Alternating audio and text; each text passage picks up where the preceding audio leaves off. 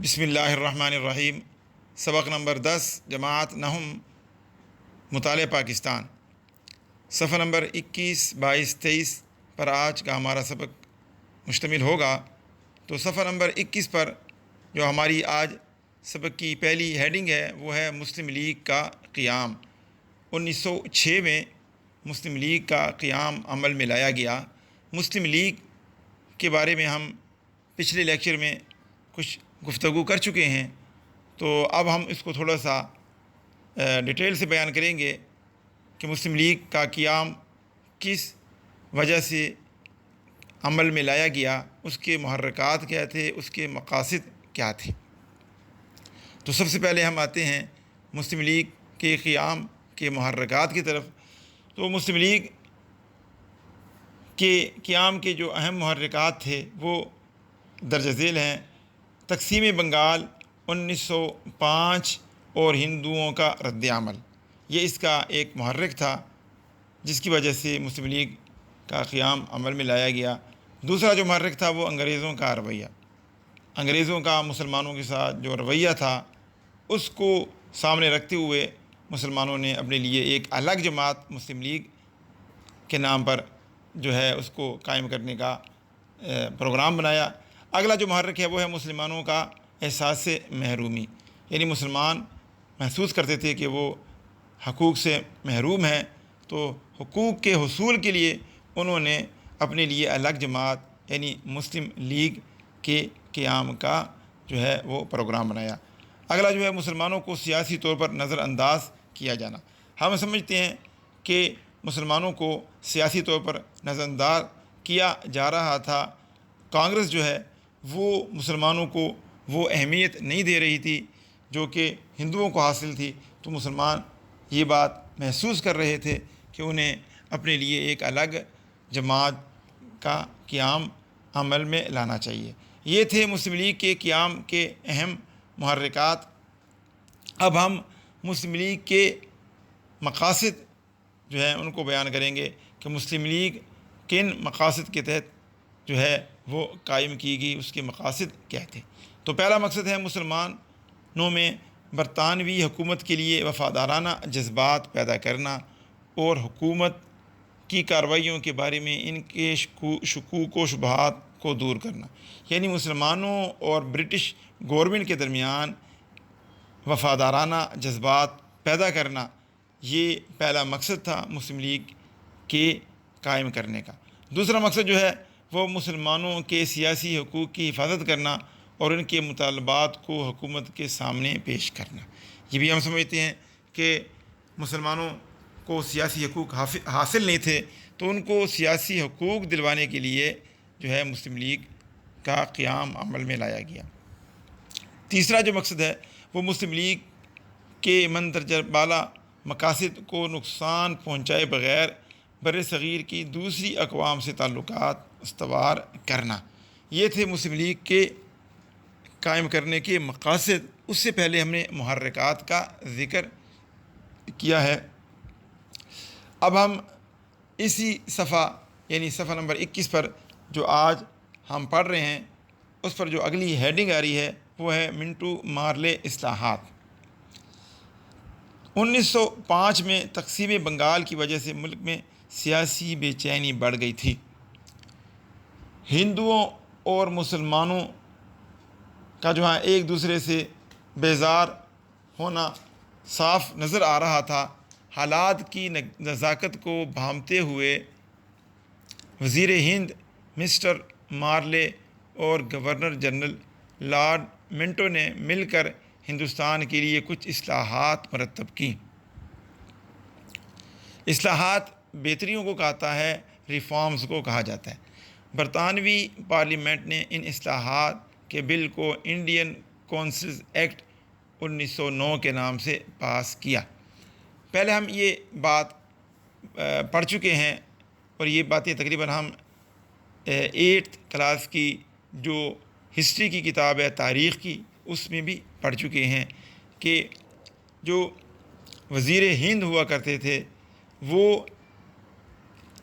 برطانیہ میں ہندوستان کے امور کو وہ دیکھتے تھے ان کے انڈر وائسرائے ہند ہوا کرتے تھے، تو اس وقت جو وزیر ہند تھے وہ تھے مسٹر مارلے، اور ان کے انڈر جو گورنر جنرل کام کر رہے تھے ان کا نام تھا لارڈ منٹو۔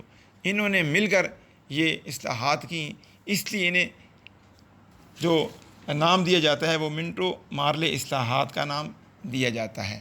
تو برطانوی پارلیمنٹ نے ان اصلاحات کے بل کو انڈین کونسل ایکٹ، یعنی 1909 میں جو انڈین کونسل ایکٹ جو ہے وہ ہندوستان کے لیے بنایا گیا تھا، اس میں ان کو پاس کروایا۔ یہ انڈیا میں جو ایکٹ بنائے جاتے تھے جن کو ہم قانون مجالس ہند کے نام سے 8 کی تاریخ کی بک میں پڑھ چکے ہیں کہ قانون مجالس ہند نمبر 1 جو سن 1861 میں بنایا گیا تھا، اس کے بعد غالباً 1891 یا 92 میں دوسرا بنایا گیا تھا، اور یہ تیسرا جو تھا قانون مجالس ہند، جس کو ہم 1909 کا قانون کہتے ہیں، انڈین کونسل ایکٹ بھی اس کو کہتے ہیں، تو اس میں اس کو پاس کرایا۔ عام طور پر ان اصلاحات کو منٹو مارلے اصلاحات کے نام سے یاد کیا جاتا ہے۔ ان اصلاحات کے تحت مرکزی اور صوبائی قانون ساز کونسلوں میں توسیع کر دی گئی۔ یہ جو اصلاحات تھیں، ان اصلاحات میں جو کام ہوئے، ان میں جو پہلا کام ابھی ہم پڑھ رہے ہیں کہ مرکزی اور صوبائی قانون ساز کونسلوں میں توسیع کر دی گئی، یعنی ان کے ارکان کی تعداد میں بھی اضافہ کیا، کونسلوں میں بھی توسیع کی گئی، اور ان کے ارکان کو بھی بڑھا دیا گیا۔ یہ تھا جو اس کے اندر ریفارم جو کی گئیں، اس کے اندر اصلاحات ہوئیں۔ اس کے علاوہ جداگانہ انتخابات کا طریقہ رائج کرنے کی منظوری بھی دے دی گئی۔ جداگانہ انتخابات یعنی مسلمانوں کو اپنے لیے الگ کینڈیڈیٹ نامزد کر کے اس کو ووٹ دینے کا حق دیا گیا۔ تو مسلم لیگ نے جداگانہ طریقۂ انتخابات کے نفاذ کا خیر مقدم کیا، کیونکہ اس سے مسلمانوں کو فائدہ پہنچ سکتا تھا، اور اسے اپنی کامیابی قرار دیا۔ یہ مطالبہ شملہ وفد کے ممبران، جو مسلمانوں کا ایک وفد شملہ میں لارڈ منٹو سے ملنے گیا تھا، وہ بھی یہی مطالبہ لے کر گئے تھے، یہی حق مانگنے گئے تھے۔ تو یہ ان کا چونکہ صفحہ نمبر 22 پر آج کے ہمارے سبق کا جو اگلا پوائنٹ ہے وہ ہے میثاق لکھنؤ۔ تاریخی حوالے سے میثاق لکھنؤ بڑی مشہور چیز ہے، ابھی ہم اس کو ڈسکس کرتے ہیں۔ 1916 میں لکھنؤ میں مسلم لیگ اور کانگریس کا مشترکہ اجلاس ہوا۔ دونوں پارٹیوں کے درمیان ایک معاہدہ طے پایا جسے میثاق لکھنؤ کا نام دیا گیا۔ اس معاہدہ میں پہلی بار مسلمانوں کو الگ قوم تسلیم کیا گیا اور جداگانہ انتخابات کے مطالبے کو تسلیم کیا گیا۔ قبل ازیں 1909 میں منٹو مارلے اصلاحات میں اس مطالبے کو حکومت پہلی تسلیم کر چکی تھی۔ میثاق لکھنؤ کی بدولت قائد اعظم کو ہندو مسلم اتحاد کا سفیر قرار دیا گیا۔ تو میثاق لکھنؤ جو کہ تاریخ میں بڑی ایک اہم چیز ہے، یہ مسلم لیگ اور کانگریس کے درمیان ان کا جو ہے وہ مشترکہ اجلاس بلایا گیا تھا لکھنؤ کے مقام پر۔ تو 3 باتیں اس میں بڑی اہمیت والی ہیں۔ ایک، مسلمانوں کو الگ قوم تسلیم کیا جانا، چونکہ ہندو مسلمانوں کو الگ قوم تسلیم کر چکے تھے، ان کے جداگانہ انتخابات کے مطالبے کو بھی تسلیم کر چکے تھے، اور تیسری چیز جو تھی وہ قائد اعظم کو ہندو مسلم اتحاد کا سفیر قرار دیا جانا تھا۔ تو یہ میثاق لکھنؤ کے حوالے سے یہ 3 باتیں بڑی اہمیت ہیں۔ اگلی جو ہماری اہم چیز ہے صفحہ نمبر 22 پر، وہ ہے تحریک خلافت۔ 1914 میں شروع ہونے والی پہلی جنگ عظیم یعنی فرسٹ ورلڈ وار جو تھی، اس میں ترکی نے انگریزوں کے خلاف جرمنی کا ساتھ دیا۔ ہم سمجھتے ہیں کہ یہ جو پہلی جنگ عظیم تھی، اس میں ایک طرف امریکہ، روس، یورپ کے جو بڑے بڑے ممالک ہیں، جس میں فرانس ہے، برطانیہ ہے، یہ سارے کے سارے ایک طرف تھے، اور ان کے مقابلے میں جرمنی، جاپان اور ان کے ساتھ جو ہے ترکی بھی شامل ہو گیا تھا۔ تو جرمنی کا ساتھ دیا۔ جنگ میں جرمنی اور اس کے جو اتحادی یا حلیف تھے ان کو شکست ہوئی۔ جنگ کے خاتمے پر انگریزوں نے اپنے حلیفوں کو ساتھ ملا کر ترکی کو اسپیشل طور پر ٹارگٹ کیا۔ ترکی کو سعودی عرب، شام، عراق، فلسطین اور اردن کے علاقوں سے محروم کر دیا، جس سے ترکی کا وجود خطرے میں پڑ گیا۔ اس طرح ترکی کی خلافت کو بچانے کے لیے یہاں پر ایک بات یاد رکھیں کہ ترکی میں خلافت عثمانیہ چلی آ رہی تھی، جس کو آج کل آپ کچھ میڈیا پر اس کے حوالے سے آپ کو پروگرام دیکھتے ہوں گے ارطغرل کے نام سے۔ تو یہ وہ خلافت تھی جو تقریباً کئی صدیوں سے چلی آ رہی تھی۔ تو یہ مسلمانوں کے لیے بڑی ایک اہم چیز تھی، چونکہ یہ مسلمان اپنے لیے اس کو ایک مرکزی چیز سمجھتے تھے۔ تو بر صغیر کے مسلمانوں نے 1919 میں ایک ملک گیر تحریک کا آغاز کیا، جسے تحریک خلافت کے نام سے یاد کیا جاتا ہے۔ اس تحریک کے مقاصد درج ذیل تھے۔ نمبر 1، ترکی کی خلافت قائم رکھی جائے۔ پہلے بتا چکے ہیں کہ یہ مسلمانوں کے لیے بڑی ایک اہمیت والی چیز تھی، مرکزی چیز تھی۔ مسلمان اس سے بڑی عقیدت رکھتے تھے۔ مسلمانوں کے مقدس مقامات ترکوں کی حفاظت میں رہیں۔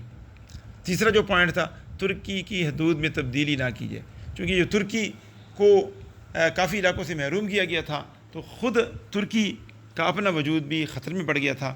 تو بر صغیر کے مسلمان چاہتے تھے کہ ترکی کی خلافت کے ساتھ ساتھ اس کی جو حدود اربعہ ہے وہ بھی محفوظ رہیں، اور مقدس مقامات جو ہیں جن میں مکہ مکرمہ ہے، مدینہ منورہ ہے اور مسجد اقصیٰ ہے، یہ تینوں مقدس مقامات اس وقت ترکی کے پاس تھے۔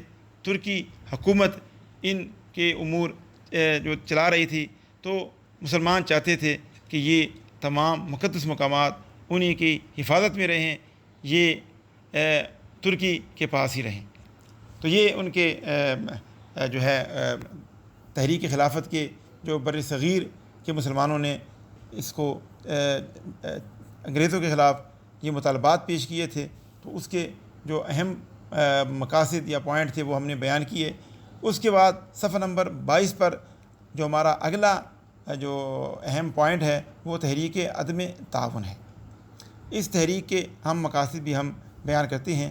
تو اس کا جو پہلا مقصد ہے وہ حکومت کے ساتھ عدم تعاون، یعنی حکومت کے ساتھ کسی قسم کا تعاون نہ کرنا، سرکاری ملازمتوں کو ترک کرنا، فوج میں مسلمانوں کا بھرتی نہ ہونا، انگریزی مصنوعات کا بائیکاٹ کرنا، عدالتی بائیکاٹ، بچوں کو اسکولوں اور کالجوں میں نہ بھیجنا، انگریزوں کے عطا کردہ خطابات واپس کرنا۔ ہم سمجھتے ہیں کہ انگریز جو تھے وہ یہاں کے رہنے والے جو مسلمان یا ہندو ہوا کرتے تھے ان کو اعزازات اور القابات سے نوازتے تھے، جس میں ایک سر کا خطاب ہے، شمس العلماء ہے، اس قسم کے بڑے بڑے خطابات دیے جاتے تھے۔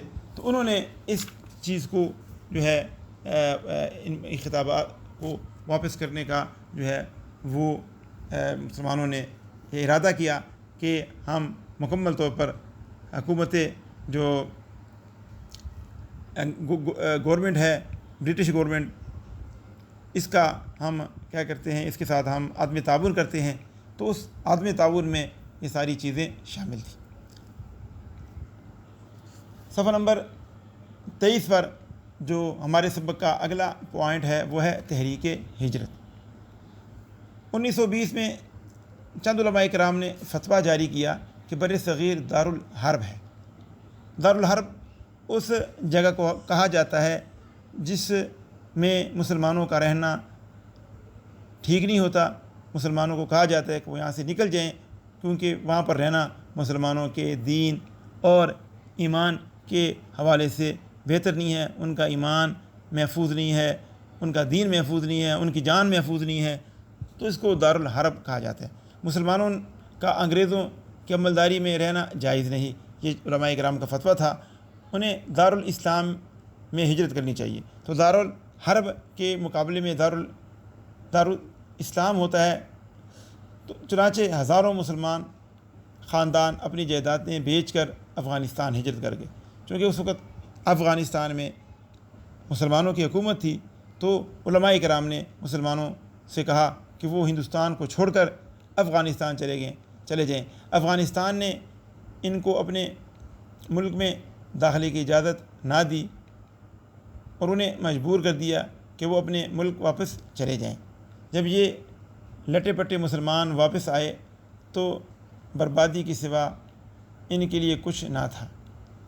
مصطفیٰ کمال اتا ترک جو بعد میں ترکی کے بانی بنے، خلافت عثمانیہ کے خاتمے کے بعد ترکی میں جو سربراہ سامنے آئے ان کا نام تھا مصطفیٰ کمال اتا ترک۔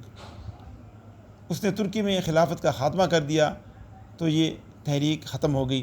یہ جتنی بھی یہ تحریکیں تھیں یہ سب کے سب انگریزوں کے خلاف چلائی گئیں کہ انگریز جو ہیں وہ مسلمانوں کے مقدس مقامات کی حفاظت کریں، ترکی میں جو خلافت عثمانیہ قائم ہے اس کو جو ہے برقرار رکھیں، اس کے جو ہے خاتمے کی طرف نہ جائیں۔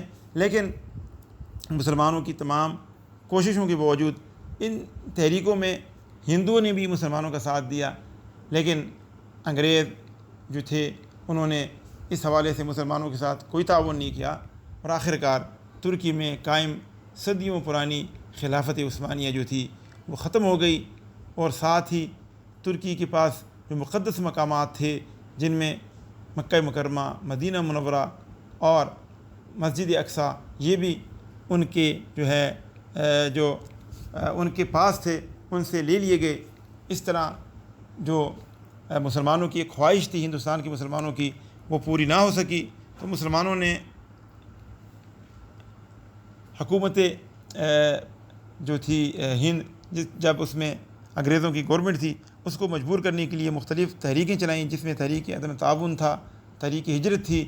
یہ ساری کی ساری تحریکیں اس لیے تھی کہ انگریز گورنمنٹ کو مجبور کیا جائے تاکہ وہ ان کے مطالبات مانیں اور ترکی میں جو کچھ ہو رہا ہے اس سے وہ باز رہیں، تو یہ نہ ہو سکا۔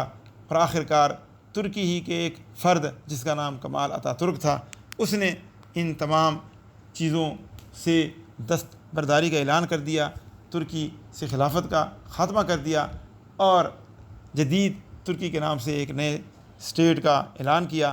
ہم سمجھتے ہیں کہ کمال اتا ترک نے کافی تبدیلیاں کی اسلام کے حوالے سے، اس نے کافی چیزوں کو چینج کیا۔ وہ ایک سیکولر ذہنیت کا شخص تھا جو کہ ملک میں سیکولریت کو چاہتا تھا، تو آخر کار اس کے آنے سے یہ تمام تحریک جو تھی وہ ختم ہوئی۔ مسلمانوں کی جو دلی خواہشات تھی، جو وہ چاہتے تھے ترکی کے بارے میں، انہیں بڑا دکھ ہوا اس کے ان اقدامات کی وجہ سے۔ اس نے کئی مساجد کو جو ہے تالے لگا دیے، بڑی مشہور مساجد۔ پچھلے چند ہفتوں سے آپ یہ بات سن رہے ہیں کہ ترکی میں ایک بڑی مسجد تھی جس کا آیا صوفیہ کے نام سے مشہور ہے، جو بہت ہی پرانی مسجد تھی، بڑی ہی تاریخی مسجد ہے۔ اس مسجد کو جو ہے پہلے بند کر دیا گیا، بعد میں اس کو میوزیم میں تبدیل کیا گیا۔ یہ سارے کے سارے جو کام تھے یہ کمال اتا ترک صاحب کرتے رہے۔ اب پچھلے چند ہفتوں سے وہ مسجد دوبارہ کھول دی گئی ہے۔ لاکھوں کی تعداد میں لوگ اس مسجد میں نماز جمعہ ادا کرنے کے لیے گئے تھے۔ ترکی کے مسلمان اس اقدام سے بڑے خوش ہیں کہ ان کی وہ پرانی مسجد جو بڑی تاریخی تھی، جو کافی عرصہ بند رہی، دوبارہ کھل گئی۔ تو یہ کمال اتا ترک کی طرف سے یہ جو سارے اقدامات ہوئے، اور انہی اقدامات میں ایک خلافت عثمانیہ کا خاتمہ بھی تھا۔